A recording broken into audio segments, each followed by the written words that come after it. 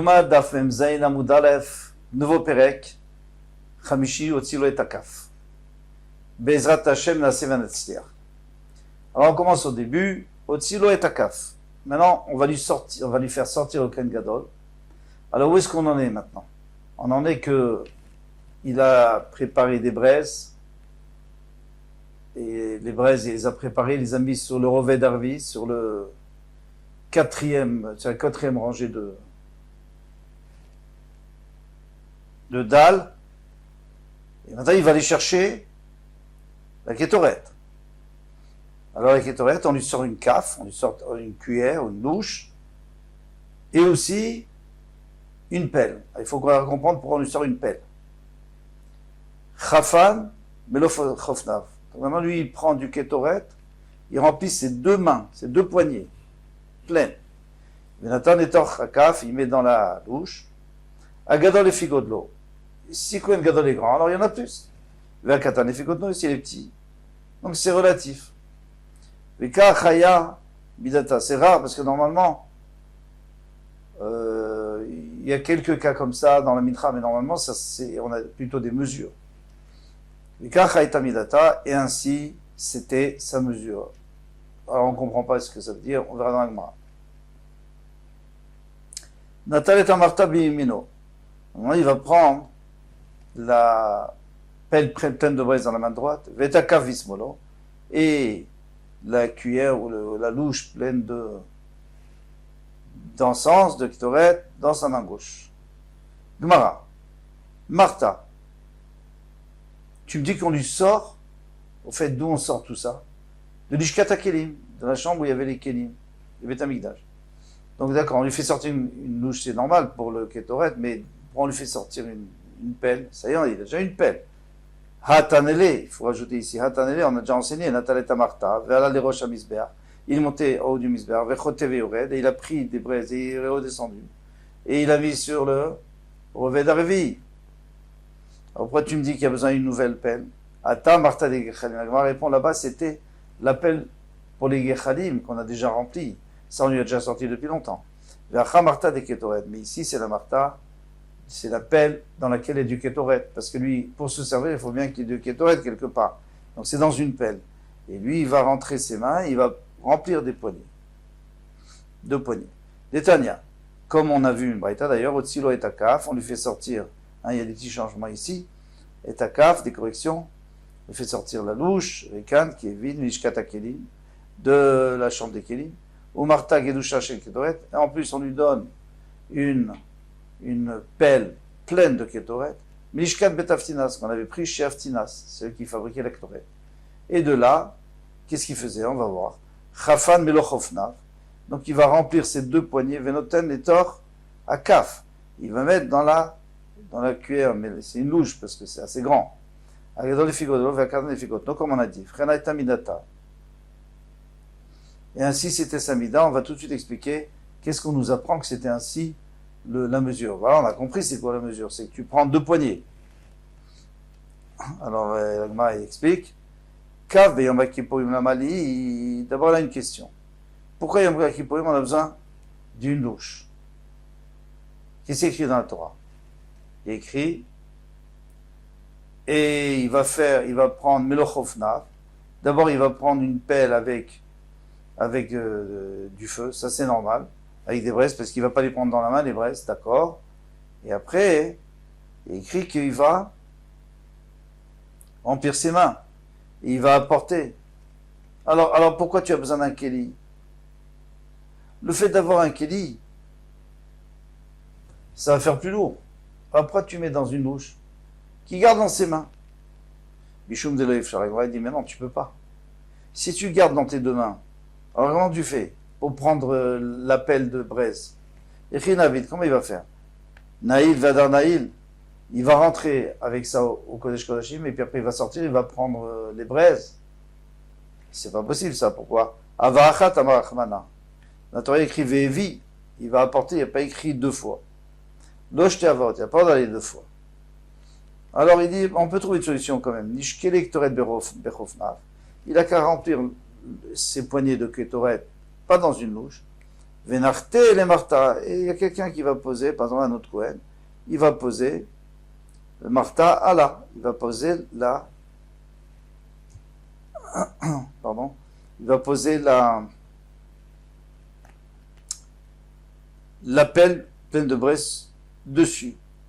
Alors c'est un peu difficile parce qu'il va se brûler si on lui pose.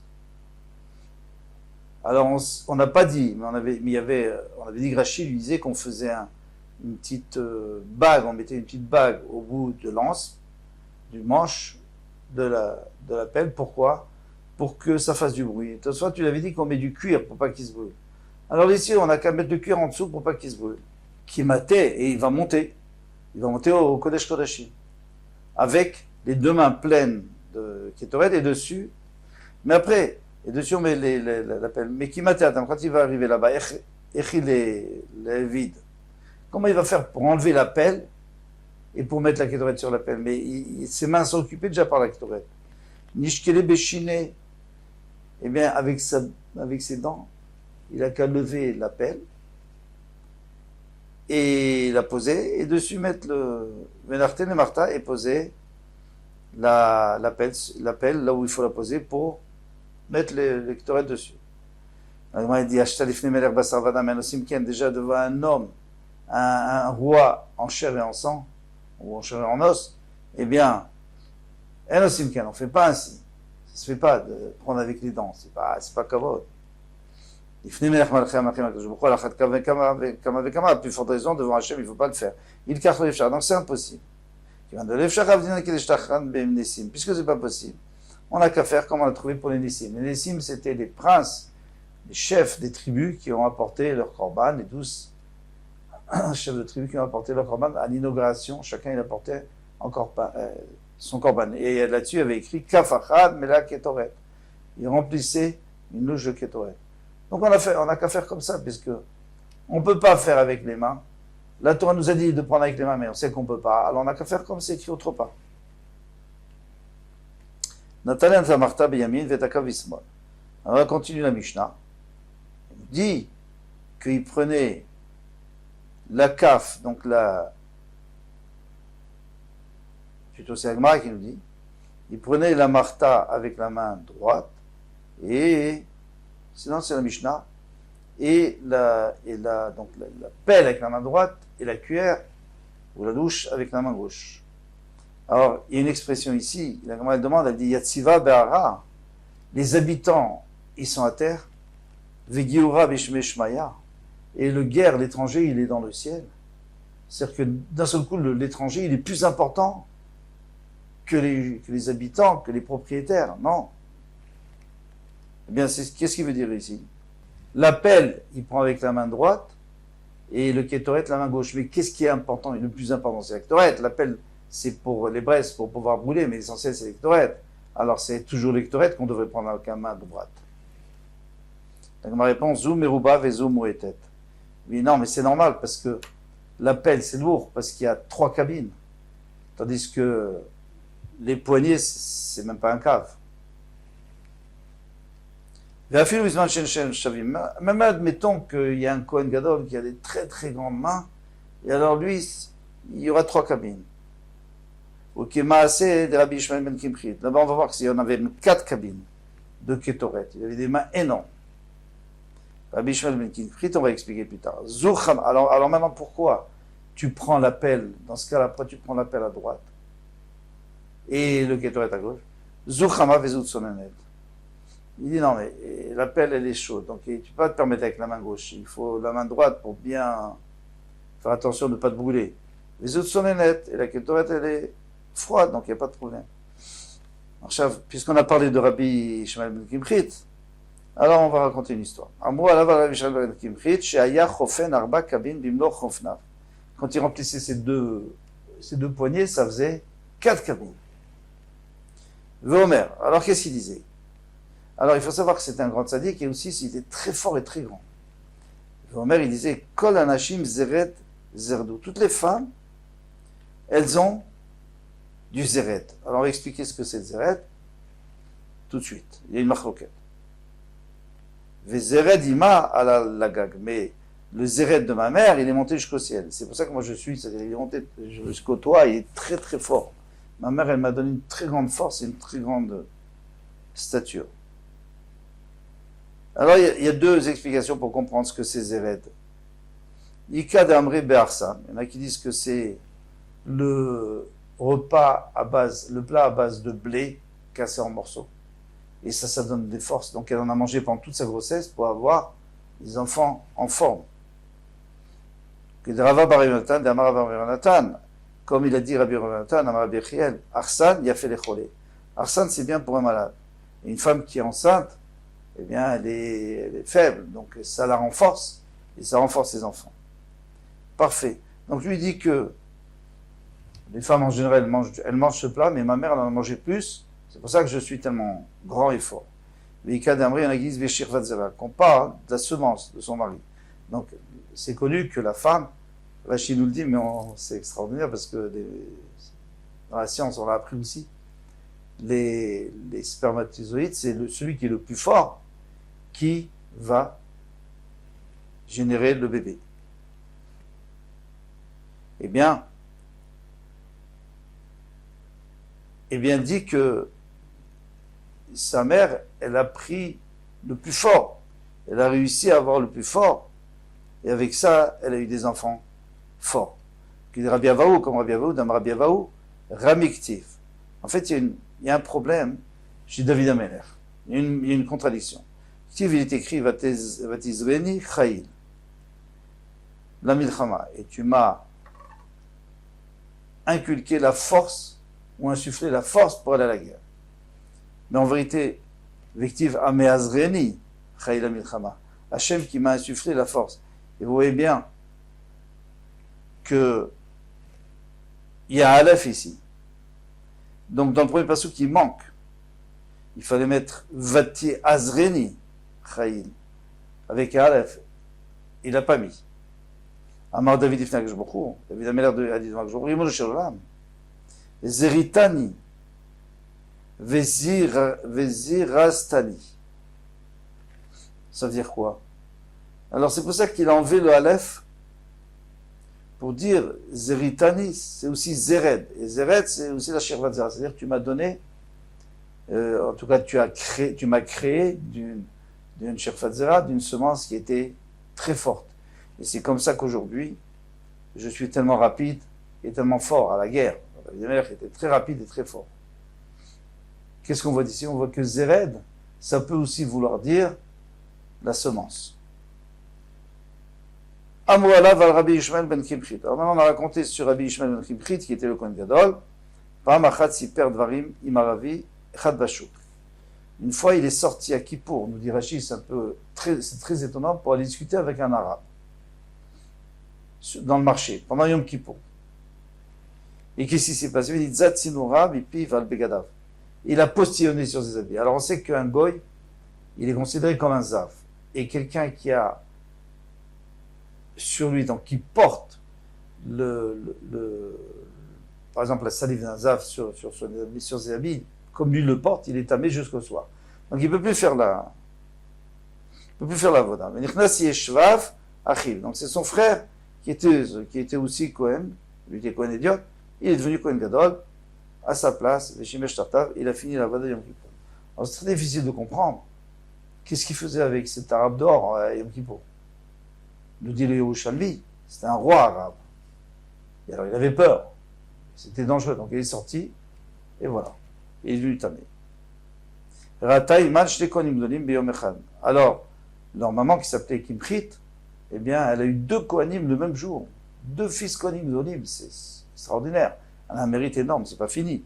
Mais Shuvamrou, Allah, va Rabbi Ishmael Kimchit, une autre fois. C'est encore arrivé une autre année. Il a parlé avec le prince. Apparemment, le prince aussi était dangereux. Il était obligé de sortir. En dehors du Beth Amikdash. Encore une fois, il a postillonné dessus. Yosef arrive. Alors c'est un autre frère qui est venu, pas Yeshvav, mais Yosef, son frère. Maintenant, pourquoi on n'a pas refait rentrer Yeshvav? Alors il y a plusieurs réponses. Le Tosfot Rid, il dit une réponse. Il dit il n'en a pas voulu lui faire de la peine. On dirait que maintenant Yeshvav il est en train de prendre ta place. Donc on a pris un autre frère, comme il était aussi Cohen et aussi Sadiq, donc il a pris un autre frère. Le Shimesh Tartav, il a servi à sa place. Et donc elle avait encore une fois 2 Kohanim Gdolim. Donc elle est déjà à 3, mais en vérité il y en a 7 en tout. Ça nous rappelle Shiva Banim Ayula de Kimchit. Elle avait 7 frères, 7 fils. Et Kulan Shimshu Bekehuna Gdola. Et chacun à leur tour, ils sont devenus Kohen Gadol. Ou alors de remplacement, ou alors peut-être à la fin de la vie de l'un, il y a l'autre qui a pris la relève. Amroula Chachamim, les Chachamim ont dit, Maasit Shezachit Ekar. Qu'est-ce que tu as fait pour avoir un tellement grand mérite? Déjà, un Kohen Gadol, c'est déjà énorme. Amralaim, elle leur a dit, Miyamai, Loraou Korot Beti, Kalesh Seari. Mais jamais les poutres de ma maison, ou le plafond, mes murs non plus, n'ont jamais vu mes cheveux. Alors comment est-ce possible? Et quand elle devait laver ses cheveux? Alors pratiquement tous les Mefarshim ils disent que tant que possible, tant que c'était possible, elle est cachée tout le temps. Et c'est une grande signe de ça, parce qu'elle n'était pas obligée. Là, ils ont dit, mais c'est pas tout à fait vrai, parce que il y a beaucoup de gens qui ont essayé, ça n'a pas marché. Il y a beaucoup de femmes qui ont dit, ah tiens, nous aussi on va faire ça. Et finalement, ils n'ont pas eu des Kohanim Gdolim. Ils n'ont pas eu de Kohanim Gdolim. Alors, est-ce que ça veut dire que c'était pas ça la raison? Il y avait une autre raison. A priori de cette Gemara, ça a l'air qu'il y avait une autre raison. C'est un peu embêtant parce qu'on rapporte toujours ça pour dire aux femmes qu'il faut faire attention à la tzniut. Eh bien, il y a Tosfot Yeshanim, le Roche, le Meiri, etc. Il y a beaucoup de Farshim qui disent, attention, c'était aussi ça, c'est sûr que c'était ça. Après, il y avait d'autres mérites aussi. Mais le mérite principal, c'était ça. Pourquoi? Parce que pour avoir des Kedoshim, pour avoir des enfants Kedoshim, il faut être Kadosh soi-même. Et Kadosh, ça veut dire quoi? Ça veut dire d'être Tsanoua. Donc la femme, elle doit être pudique. Et comme elle était pudique, elle devenait pure, et comme elle s'est purifiée, alors il y a des enfants purs. Et en vérité, le Ben Yehoyada, il rajoute quelque chose de magnifique. Il dit tout simplement, les autres, vous savez pourquoi? Alors ici, bien sûr, on va d'après ceux qui disent que le mérite, il était là. Le mérite, il était l'essentiel, c'était ça le mérite. Bien lui, il rajoute, il dit que les autres, pourquoi ça n'a pas marché? Parce que elle a fait juste pour... parce qu'elle avait voulu... Elle avait Yirat Shamayim, elle avait la crainte du ciel. Donc elle ne voulait pas montrer ses cheveux, elle ne voulait pas se découvrir dans sa maison, même dans sa maison. Mais les autres, c'était pour copier, c'était pour avoir des enfants. Alors, c'était pas les Shem Shamayim. Alors là, ils n'ont pas eu. Ou ils n'ont pas eu, plutôt. On passe à autre chose. Tanoura Banan, mais comme ça, chez lui, assez mis dans les comètes. Alors vous vous rappelez, à la fin de la Mishnah, on avait dit, au milieu de la Mishnah, on avait dit, il doit prendre dans ses mains, mais il ne faut pas faire. Non. Pas encore. Mais comme ça, chez lui, assez mis dans les comètes. Puisqu'il y a écrit dans la Torah, il faut prendre avec son comète. Alors si quelqu'un sait que son comète, par exemple, c'est, je sais pas moi, 100 centilitres, alors il a qu'à prendre un verre de 100 centilitres, il n'est pas obligé de prendre avec les mains. Il dit non, on ne peut pas. On n'a pas le droit. Il faut prendre avec les mains. Parce que dans la Torah, c'est écrit avec les mains. Ouais, et ben il est où? Moshe assez midale chafina. Alors ça, je suis d'accord avec toi pour Kometz. Alors Kometz, c'est quoi Kometz? C'est pas les poignets, pardon. C'est la poignée dans la mincha. Pas ici, hein, pas pour Yom Kippour. Non, toute l'année. Il faut prendre une poignée. Et d'ailleurs enlever, c'est que 3 doigts, parce qu'on enlève avec le doigt, avec le pouce et avec le petit doigt. Ça oui, ça on peut pas faire un kéli qui contient la même chose. Pour prendre la kétorit, il faut prendre avec la main. Mais maintenant ici chez nous, c'est peut-être différent. Parce qu'il y a écrit, il n'y a pas écrit. Dire comme ça, il y a écrit, il doit prendre avec sa main. Ici, il n'y a pas écrit qu'il doit prendre avec sa main. Et la Melochofnav, il y a écrit qu'il doit prendre la quantité d'une pleine main. Donc ça peut être très bien avec un kéli. Comme il est écrit, Melo Chofnav Ketvoret Samim Daka. Fin. La Gemara dit non. Lo. Pardon. Donc qu'est-ce qu'on dirait ici? C'est qu'on n'est pas obligé de faire avec les mains. On pourrait faire avec un keli. Pas la même chose. Odilma, ou peut-être non, Yalif, Melo Mikomso. On apprend Xerashava, une comparaison, puisqu'il y a écrit Melo Komso, il y a écrit ici Melo Chofnar. Alors, qu'est-ce qui est écrit dans le passouk?